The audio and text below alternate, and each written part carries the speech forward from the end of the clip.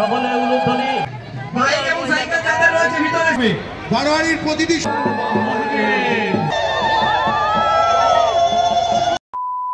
ঘড়িতে যখন কাটায় কাটায় 4টে তখন আমি, মা, মাসি আর ডোডো আমরা 4 জনে রেডি হয়ে চলে এসেছি চড়ক দেখার জন্য, যেটা দেখার জন্য আমি কলকাতা থেকে চাকদায় ছুটে এসেছি। আর এটা হয় চাকদা বালিয়াবাজার হাই স্কুলের মাঠে। মাসি বলল এটা নাকি বালিয়াবাজারের সবথেকে নামকরা চড়ক। তো এখানে এসেই সবার প্রথমে দেখলাম যে মাঠে তো প্রচণ্ড ভিড়, আর চড়ক গাছটা যে নির্দিষ্ট স্থানে পোতা হয় সেখানে সেই কাজটাই করা হচ্ছে। আর এত ভিড় হওয়ার কারণ হলো এবার নাকি 2 জন মহিলা বর্ষি ফোটাবে, সেই জন্য। তো আমিও মাঠে একটা ফাঁকা জায়গা দেখে আমরা সবাই মিলে বসে পড়লাম, যেখান থেকে বসে আমি এই জিনিসগুলো খুব ভালোভাবে দেখতে পাবো। আর এখানে ড্রোন শটও নেওয়া হচ্ছিল, দেখতেই পাচ্ছ তোমরা। আর এখানে বর্ষি ফোটানোর কাজও শুরু হয়ে গেছে। আমি একটু সামনে গিয়ে ভিডিও করলাম। সবার প্রথমে একজন মহিলাকে ফোটানো হচ্ছিল।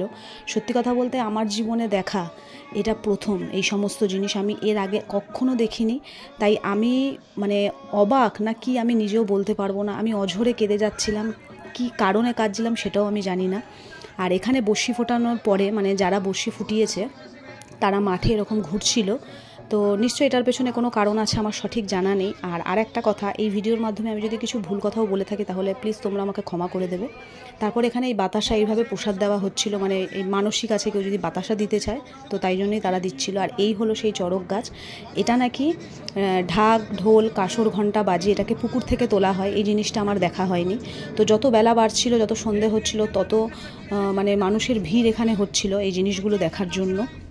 আর আমি তো প্রচণ্ড পরিমাণে উৎসুক ছিলাম এই জিনিসটা দেখব বলে, কারণ আমি প্রচুর মাসির মুখ থেকে গল্প শুনেছি, কিন্তু এর আগে আমি কখনোই দেখিনি। এরপর একটা ভাই বর্ষি ফুটিয়েছিল, এরকম একে একে প্রায় 4-5 জন বর্ষি ফুটিয়েছে। আর এরপরেই শুরু হলো আসল জিনিস, যেটা দেখে আমি গাইস কি বলবো, আমি হতভম্ব। মানে উনি হয়তো ওখানে ঘুরছিল, কিন্তু আমার ভেতরে যে কি হচ্ছিল তখন, মানে আমি সত্যি কথা বললাম, আমি তো এর আগে কখনো এইসব জিনিস দেখিনি। আমি শুধু মাসির মুখে গল্পই শুনেছি।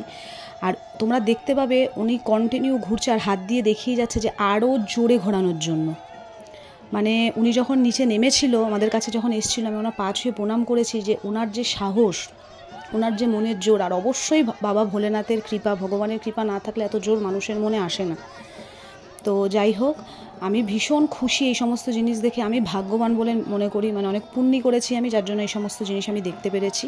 তারপরে একটা ভাই ঘুরছিল, আর সবার শেষে ইনি। এরপরেও অনেক ঘুরেছে, আমি সেগুলো দেখিনি, কারণ আমি বাড়ি এসে তারপরে আবার ধোয়া জামা কাপড় পরে গেছিলাম ওই চড়ক থানে। ওই চড়ক গাছ ছুঁয়ে আমার কিছু মনস্কামনা ছিল, আমি কিছু মানসিক মানে করব, সেই জন্য আমি গেছিলাম পরে আবার।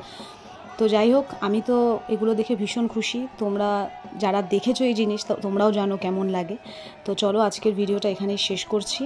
খুব তাড়াতাড়ি নতুন আরও একটা ভিডিও নিয়ে তোমাদের সাথে দেখা করব। সবাই ভালো থেকো, সুস্থ থেকো।